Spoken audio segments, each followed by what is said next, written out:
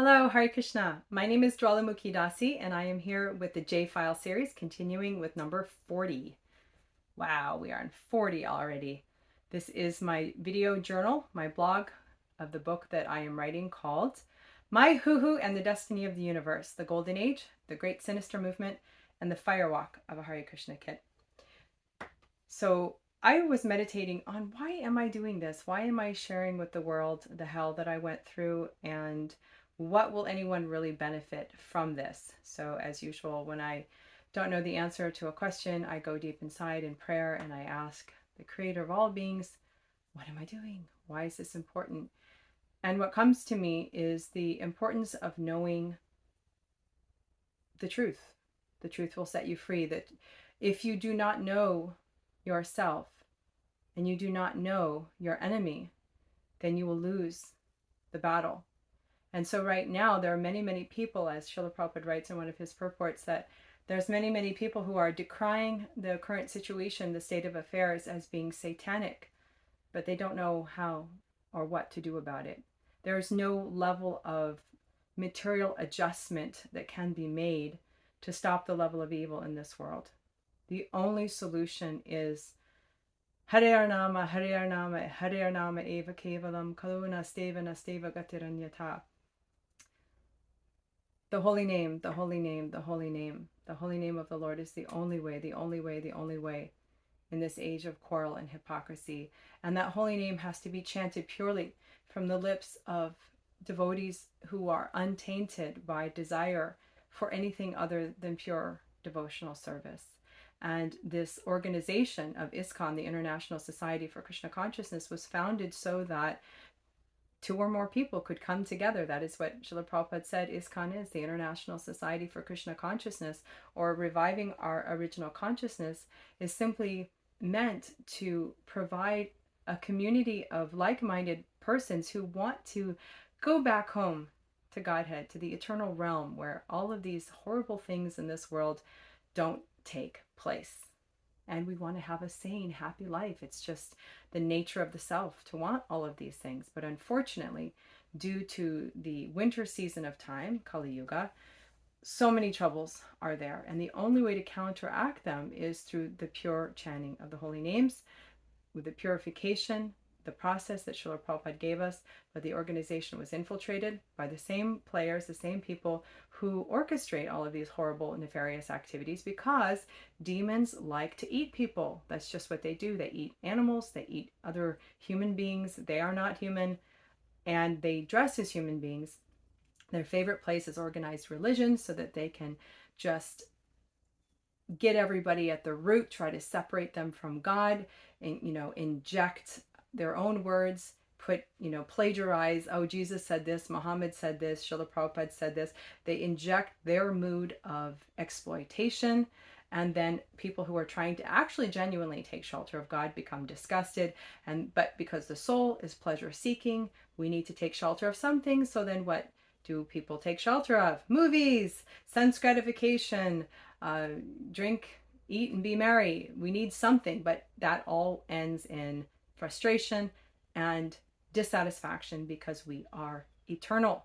We are eternal, and without that eternal loving affairs of Shishi, Radha, and Krishna, the eternal supreme personality of Godhead, Hare Krishna, that energy of the Lord, that is what sustains and fills us as the parts and parcels of God. So that pure chanting, the demons made a major push to pollute the carriers of the holy name, the Hare Krishna movement, so that that potency would not come forward, and so that their dark world agenda for all the dark things that they do, genocide, eugenics, killing everybody everywhere, devouring, raping, pillaging, poisoning, whatever demons can think to do, they would not be countered. They would simply go on their merry way, because who has the power to counteract evil? Who has the power to counteract this level of darkness? Only the pure holy name can do that. And if we are contaminated by associating with persons who are dressed as pure devotees, but who are in fact man-eaters, then our own chanting will not have the potency to uplift and change and this world or give opportunity for real shelter for those who are seeking it in Kali Yuga. So I'm sharing my experience of growing up within ISKCON and showing through my own life how these man-eaters were disguised as human beings, disguised as devotees. They took a seemingly initiation from His Divine Grace, Srila Prabhupada, and carried out their dastardly deeds. And it's very important to know that this took place so that those who are practicing Krishna consciousness, or those who are seeking genuine spiritual shelter, or who want to actually become empowered agents of the Lord to do something about the state of affairs, that they will not mistakenly take shelter of demons in the name of purity. So here we are. This is, excuse me, where I left off in video number 39. I had just had a very powerful download where the personality of Kali, or who some people speak of as the devil, he has no separate independence from the Lord. He is the Lord's destructive potency for a purpose. So in that sense, he's also a devotee of God, but most people don't know that. So their boss works for our boss. In other words, the devil works for God, but people don't know that because they're stuck in duality. They don't understand the purpose of his unsavory service is to test us and to see, do we really want to stay here or would we like to go home? So that download kept coming after my session. So that this was the second part, and this is where I left off. They infiltrated from the very beginning. What better place to hide than within the ranks of budding Vaishnavas? Sure, everyone makes mistakes, but mostly they don't end up with someone dead or a child raped. There is a difference, my friends, between lovers of God and lovers of the flesh. The latter of whom I speak are what are technically called demons. They are among us, and we are them sometimes. Now the problem arises when sometimes a demon turns into mostly a demon and occasionally a budding Vaishnava. How do you know water is wet, or sugar is sweet, or that the sun rays warm your back? Because you feel it. How do I feel around some saintly Vaishnavas? I feel my heart open, and I have a great desire to chant. I feel compassion, and I even feel loved. I know how love feels. On the other hand, how do I feel when I see the new construction in Mayapur? How do I feel when I see Beast's photo in the Back to Godhead magazine? How do I feel when I see Conniving Witch? I do not need to convince myself I must be wrong in feeling the rising rage, like vomiting maggots, etc. Shall I tell the pit of my stomach to prove to me why I feel the way that I do? For me, the intensity and completeness of that emotion coursing through every cell of my being as a direct result of a courageous opening of my heart in utter vulnerability and prayer to the Supreme Personality of Godhead. That seals the truth of what is real to me. Otherwise, if I doubt these perceptions and feelings, if I doubt the loud, insistent voice of Supersoul in direct, profound answer to my fervent pleas, I may as well doubt everything. My life would have no compass or foundation. If I doubted those feelings and my inner dialogue with the Lord, then I may as well go insane or just merge into the void or cease to exist. The time may come when I doubt my identity as a wife, as a mother, a daughter, a sister, a friend, etc., or even that the sky is blue. But after being in this place of birth and death for so very long, and finally finding the Lord of my heart, having experienced his love, his reciprocation, and upon hearing him speak in my heart, and then having those words be confirmed by people and circumstances around, for all this I will never doubt again. I am home. The natural response to my story is disbelief, to call me crazy, offensive, etc., and to dismiss me. dismiss my story and its implications. Maybe some may even want to try to kill me. Certainly others were killed for far much less. However, even if everyone in our entire movement were to stand up and tell me I'm nuts or imagining things, I will never doubt. In utter vulnerability has the Lord filled my heart with direction. Let the ocean try to swallow me or the stars from the sky fall on my head. I will do my service. I give up fear. I give up doubt. Now, please hear me with attention. Thus ends the writing so far. 5 a.m. Time for japa. One last thing. I've been thinking about my meeting with my spiritual master, Radhanath Swami. Of course, I still thought of him like that back then.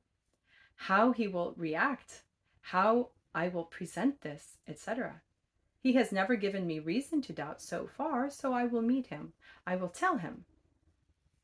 However, in my musings about this, I know that if he tells me, no, be quiet, don't criticize, etc., I will humbly offer my obeisances and walk out. I will pray for Krishna to tell him what he has told me. I will petition. Oh, I was so befooled. There's somebody else's name who turned out to be a mafia leader in disguise. I will petition so-and-so to appear to him and bring him up to speed on this issue. But I will not be quiet. Even if there is a rift, seemingly, I am prepared for that. I know that it will hurt a lot, but I have to do as the Lord compels, no matter the consequences. This is probably why Lord Nrsingadev had me offer Mahaprabhu my obeisances and tell me that she was my guru, because Radhanath Swami's position in our society, his hands may be tied. Of course, now I would say there's blood on his hands, but that's a different thing. This is for me to do, with or without his understanding for the time being. I am confident all will be revealed to him in time. See, I was still waiting for a knight in shining armor.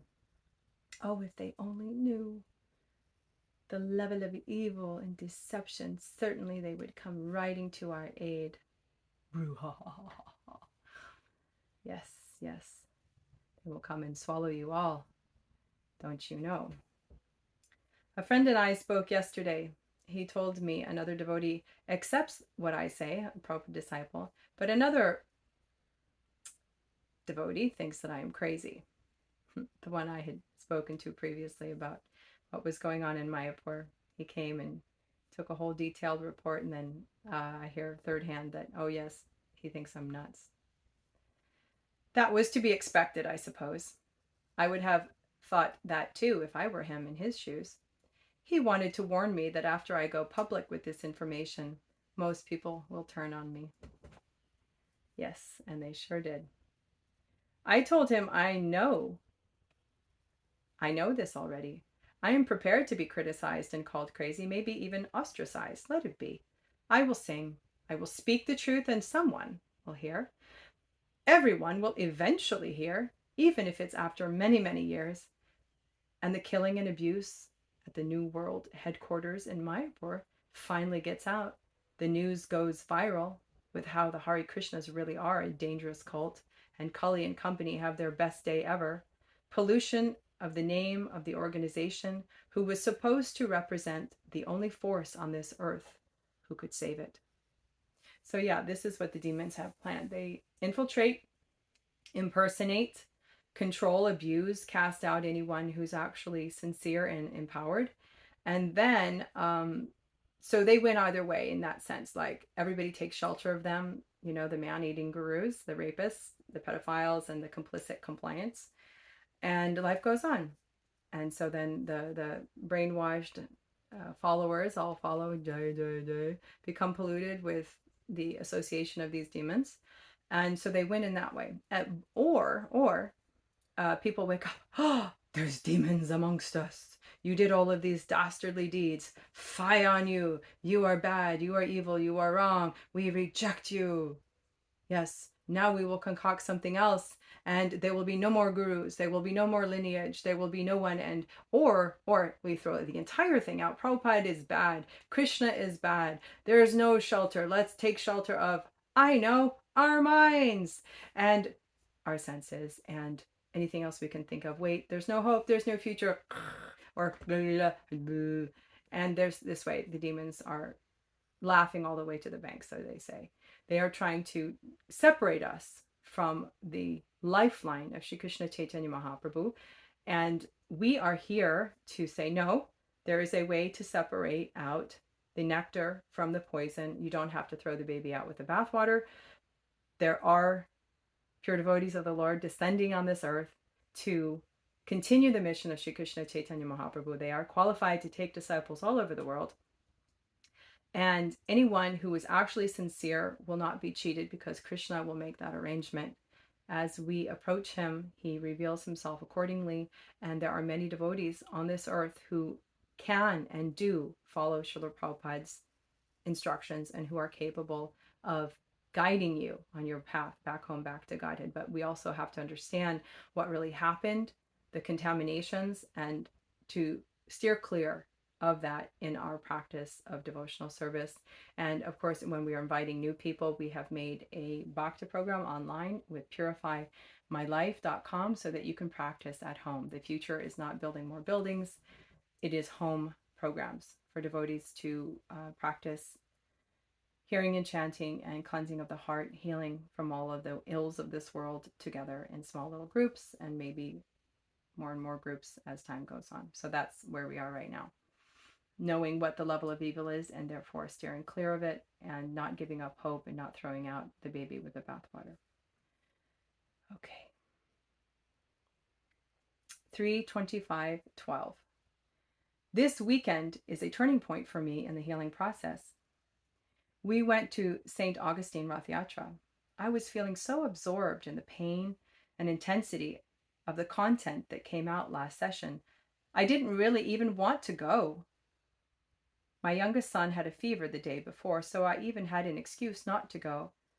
But I somehow wanted to please my husband and my oldest son, so I made a bunch of veggie burgers and got outside, got out the door. I'm extremely grateful that I did. The festival was wonderful as usual, but what really opened a door of transformation was the combination of meeting my husband's god sister, who is a channeler / psychic, and having another friend and her boys stay with me the whole day. These two Vaishnavis, along with my husband, really brought the point home to me that this was a crossroad for me and my husband in our marriage. I had to choose to embrace my beautiful present or to languish in my past traumas and ruin the beauty that I am surrounded with currently. Now, both of these ladies are trained as empaths and in psychology, and of course my husband is the most intuitive and sensitive person. We came together first at the festival site, and then we all walked together towards the castle that we were going to see. Next, we all went to the beach at sunset, and we talked while the boys swam. We ended up at a restaurant and sat there for hours. Hours of intense conversation while the children played and had fun, and the adults did the same, while all gently focused on bringing me to the point of accepting the light and letting go of the darkness. The points I will list seem simple enough, but when applied to the heart chakra are indeed formidable. My husband's friend is quite the microphone for the supersoul sometimes. My book has to be about love. Just say what happened to me directly and not other things that have been shown. I would not be so affected and negatively attached to beast if there had not been some attraction for the negative actions that were performed by me in the past, they said.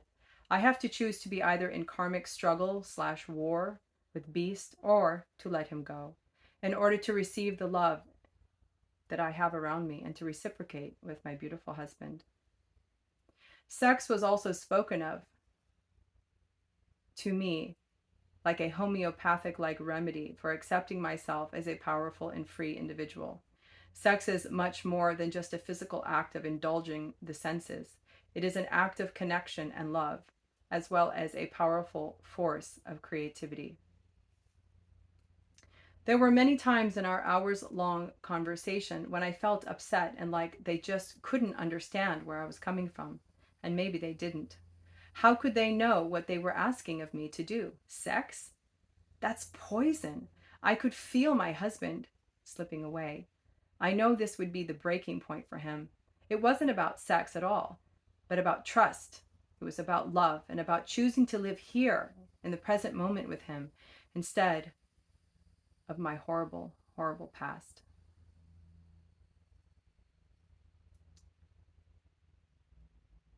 So I want to stop here a minute and discuss this topic. Usually, oh, this stupid light. Oh well, I'm making this video and there's no light because I'm so technically challenged. I can't figure it out. So whatever, you can hear and there will be no light. So this idea of no illicit sex means only sex for the propagation of children is what the standard is for pure devotional service, and nobody is arguing that. At the same time, when we come from so many varied backgrounds, the fortress of marriage is compared to a fire in the hearth. So fire is generally destructive. It just burns everything down. But when it's in a hearth, then it is the source of life, of warmth, and of, you have to cook, you have to warm your house, like that. So marriage, holy marriage between a man and a woman, when you come together for the purpose of self-realization, for a partner for the length of your life, and commitment with God in the center, also producing Vaishnava children, offering every minute of your life as a sacrifice to raise them. Sometimes there has to be an understanding between the husband and wife that will allow both of them to make progress. So people get married because there is sex desire. If there was not sex desire, there would be no need to get married. But this sex desire can be purified in the same way that somebody who is that has an addiction to anything, there's a regulation and a reduction. And by that regulation and reduction and simultaneous engaging in Krishna consciousness, that Krishna consciousness takes over that desire to hear the holy name, hear about the Lord's pastime, that purifies us of any desire to engage in mundane sex life or mundane gratification of the mind and senses. But it can't be forced. It's a gradual process. So in different places, Srila Prabhupada instructed different things. There was once a devotee woman who was complaining to Srila Prabhupada that her husband was approaching her for sex, and she just wanted to do service and she didn't want to be bothered with this whole topic. And so Srila Prabhupada said to her, your husband is doing very nice service. You don't know how to please your husband? In other words, support him in what he needs. Do the needful and continue. Don't get hung up on it. It's not like the fanaticism that was preached, or the complete hypocrisy that also goes on, where there's wife swapping, husband swapping, affairs, divorce, all of these things. The fire of that marriage has to be contained in that hearth of fidelity, of commitment. And sometimes sex life is engaged in not just for the purpose of children, but also for the emotional well-being of the husband and wife. And that has to be personally worked out between them. So when I prayed about this, and I'm very open about this because we're here in this material world where the bondage to this world is sex attraction, and the demons do it horribly. They're raping and killing and pillaging and eating their victims. All this is perversions of lusty desires, right? So there's no avoiding this topic because it's all around us. So I've named my book My Hoo-Hoo and the Destiny of the Universe, because this is healing from sexual abuse. This is healing from satanic ritual abuse that always involves getting raped or screwed in some horrible fashion. And how as a soul do you come out of that? How do you have love? How do you have self-respect? How do you see yourself when you feel that you have been soiled and that you can never become clean again, or that you hate yourself for the pushings that are there? Like, how do you see yourself as a pure spiritual being separate from the body and those urges? And then how do you stay married in a beautiful family? So many people have given me appreciation for the fact that I have been married, my husband and I, for 26 years, to the same person. We've worked this out and we have a beautiful, loving relationship. But whenever I have prayed to the Lord, prayed to Srimati Radharani, like, it's been so confusing for me. What the hell is sex? Like, how am I supposed to think of this? When there's abuse, there's either macro or micro. And I think I may have spoken about this before, where there's this, or people go, so getting ahead of myself.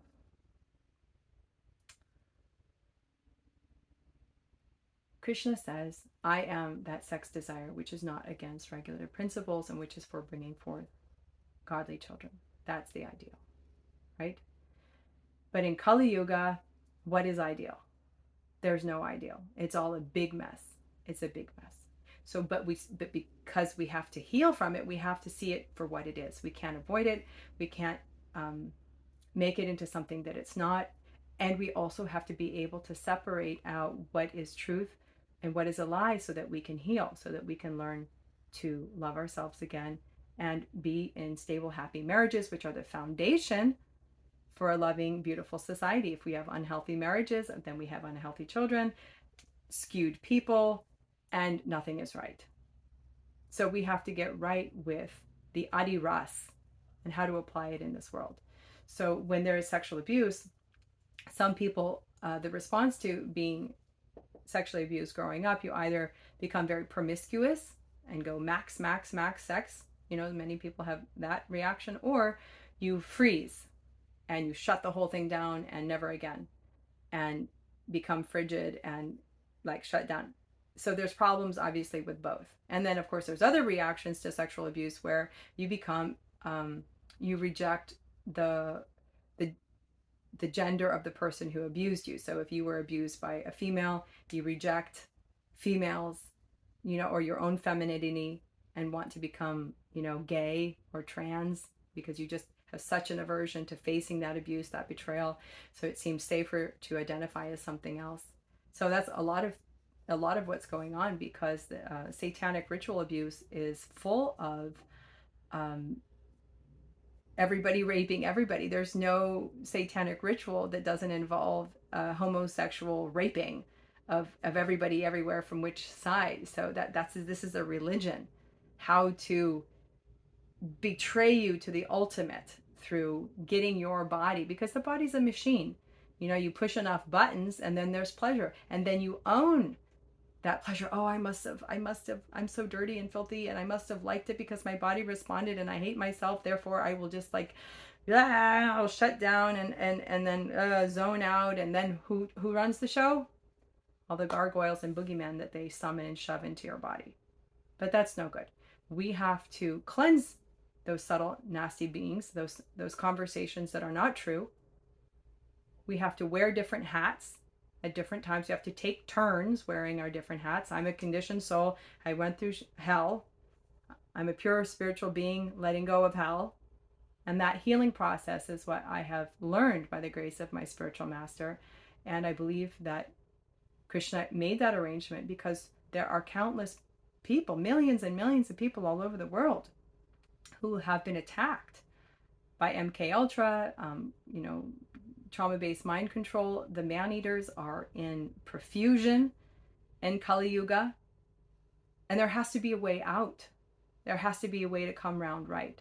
So I was very, very fortunate in that Krishna paired me with a very saintly man, my husband, who has stood by me and helped me come round right to what is the present moment, healing, letting go of the past. But how do you let go of the past if your present isn't safe, right? So he has made a safe, beautiful environment for me to want to come forward, to want to trust, to want to love. So many people don't know how to trust. They don't, and because if you can't trust, you can't love. And if you can't love, there's no satisfaction. And what is Krishna consciousness if it isn't love? If it isn't loving relationships? So that's probably a whole book all by itself, but I needed to share that because there can be wrong perceptions and judgments about sex life within marriage, or that whole topic by itself, because of either sentimentalism or fanaticism or misunderstanding of how to apply it. We have to be real, we have to be humble, and we have to be faithful to our vows, and honor our partner's timing and journey as well. So what is one man's food is another man's poison, and what is poison for one person is food for another. So for me, because my response to sexual abuse from the very beginning of my life was complete shutdown and rejection, like freeze it. I remember around the time that I had my first son, there was an aura reader or a face reader person named Rose Tree. And you would send her a photograph of yourself, and then she would read your aura and then give you some feedback. So we had met her through some conference somewhere, and so we tried out her services, and she had written me back, all these nice things, but then she mentioned that my root chakra, which is your sense of self, it's not just the sexual organs, it's your very sense of grounding and belonging and creativity in this world. That's why the demons always want to attack it, because they're envious of you. They want to steal your identity.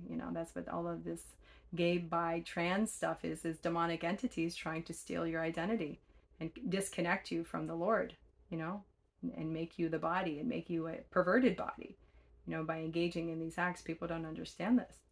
So she was saying, oh, you need to open your root chakra, and you need to, enjoy sex with your husband. And I was thinking, oh, what a horrible waste of money. This stupid woman doesn't understand anything about spiritual life.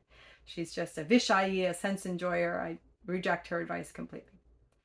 It wasn't until many years later that I had a recall of this sexual abuse, and I understood, oh, okay, that would explain a lot of things, the level of anxiety that I live with, the ungroundedness, the anger. So many things were affected by the complete rejection of the lower half of my body. I was like, it's like if something's bothering you, just cut it off. But that's false renunciation. That's aversion. Attachment and aversion are two sides of the same coin. Real detachment means attachment to Krishna, the positive thing, not rejection. It's easy to think, oh, I'm spiritually advanced because I have no sex desire. But the lack of sex desire isn't because of a positive attraction to Krishna. It's just because you completely cut off the lower half of your body energetically. It doesn't exist. I'm avoiding it. But what does that mean? That means harshness, coldness, unfeelingness, not strong empathy for others. So many aspects are there because of shutting down an artificial renunciation or a rejection. So Krishna was guiding me. No, you have to accept. What is Krishna consciousness? It means accepting what is favorable for devotional service and rejecting what is unfavorable. So again, what is one man's food is another man's poison, and vice versa. So for me, when I was in deep prayer, what is this topic of sex? How do I heal? How do I come around right from this? My instinct was to say, nope, we're done with that. But that wasn't going to serve my long-term marriage with my beautiful husband. It wasn't going to serve me and my healing and my accepting of this body. It's easy to just reject and think you're transcendental, but that's not true. That's not fault. That's not reality.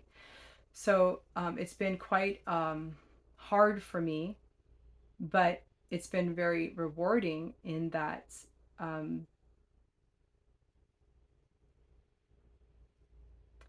Krishna is not black and white. He's very personal, and he deals with us on a very, very personal level. So it's easy to sit and point fingers at people and judge, but until you've walked in someone else's shoes, Krishna doesn't judge us like that. He guides us and gives us exactly what we need to come back home, back to Godhead. So if we are supporting each other in our attempt to traverse this very difficult path of self-realization, we have to be honoring and full of empathy and understand the mood of the acharyas and the purpose of the instructions and not just the niyamagraha, the rules and regulations for the sake of rules and regulations, or the rejecting of the rules and regulations just out of whimsicalness. So even though I have much more here, I think I may end this. Well, here, there's a little bit more. I'll just finish up that little part and then we'll end here. Okay. So sex is much more than just a physical act of indulgence of the senses. It is an act of connection and love, as well as a powerful force of creativity. There were many times in our... I already read that, okay. After we parted ways, happy, full, and tired, we went to our hotel in Jacksonville. We put the boys to sleep and stayed up till 5 a.m. talking. I had to go to the restroom so that my boys would not hear me crying. In the course of our conversation, he revealed how lonely and hurt he feels when I am not present for him. He basically let me know he could not continue like this forever. The reality of our marriage ending was apparent if I did not meet him in the here and now. I felt really angry and like, what more does he want from me? But I really knew the answer.